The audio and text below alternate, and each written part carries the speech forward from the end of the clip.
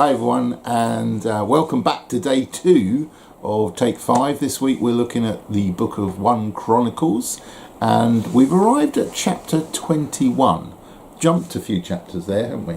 Thankfully, because the intervening chapters are mostly more fighting, more wars. All the boys are disappointed. I, as a girl, quite pleased we skipped over those bits. But highlight, he wins lots more battles. Yes. He got the point. And he's got to the point where he's obviously quite satisfied with the work he's done. And then there's this interesting little verse that talks about how Satan tempts him.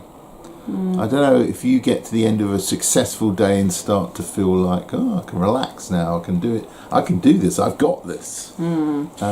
Because what he ends up doing is taking his census, isn't it? He counts his army. He counts, which is not something that's completely outplaced for the people of God. Back in Numbers, you can see that they do.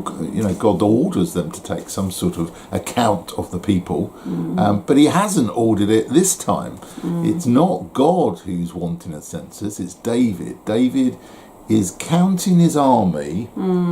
So you're sort of wondering, well, why does he need to do that? It sounds a very logical thing. If you're a king, you want to know what resources you've got to fight the next campaign with. But if you think about it, winning battles, as David knows, even from the previous chapters, isn't down to the size of his army, it's down to the size of his God, and his God is big. Exactly. And it was Jonathan, wasn't it? His best friend Jonathan. In the day of Saul, in the day of Saul, who just went and defeated a whole army with just him and his one armour bearer.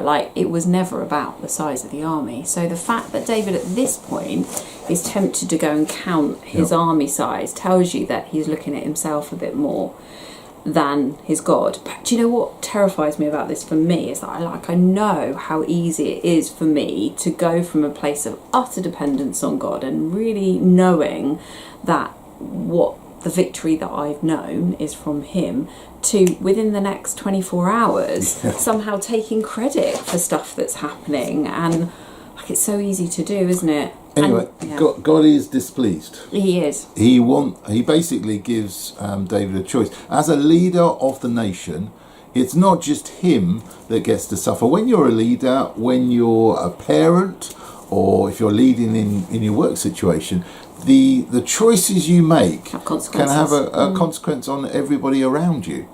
And so David, the king of Israel, is given this choice that the people will either suffer a famine, or they will have a defeat against an enemy, or they will have a plague.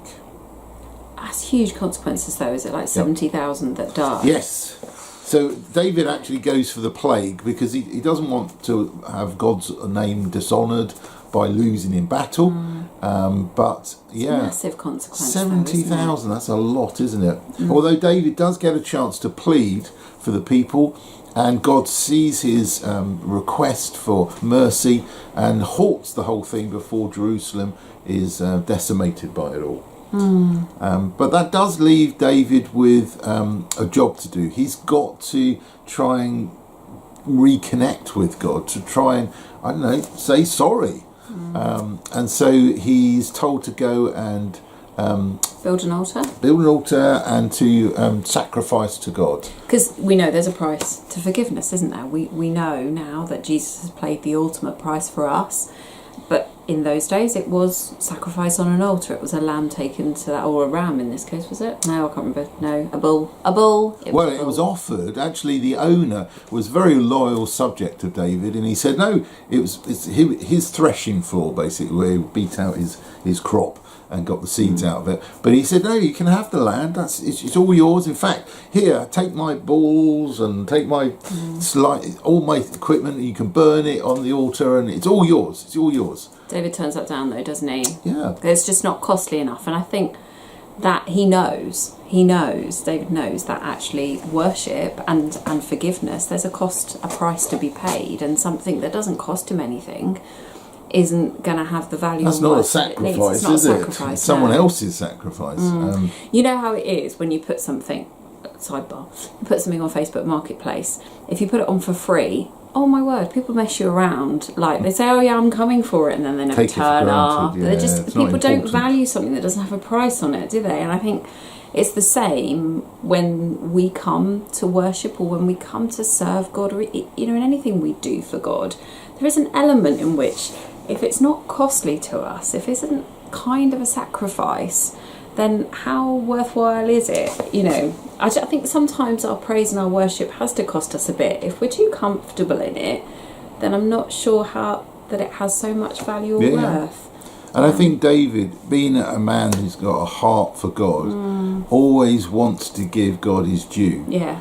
And he's learnt his mistake, and he wants to, rebuild his relationship with God. Yeah. And he's willing to sacrifice for Yeah. that. And he doesn't want a cheap option. No. He wants to actually make sure it's done right, and he's now obedient to God in what he's doing. And I think that's a lesson for us all, that we need to approach life in a way that doesn't puff ourselves up in pride. We don't get tripped up by the enemy and think this is all about my skills and my abilities. No, we say this is God's, and we owe him our thanks. And when we blow it, we actually say sorry. We repent and turn around and choose to go a different route. I think that's important to take away in today.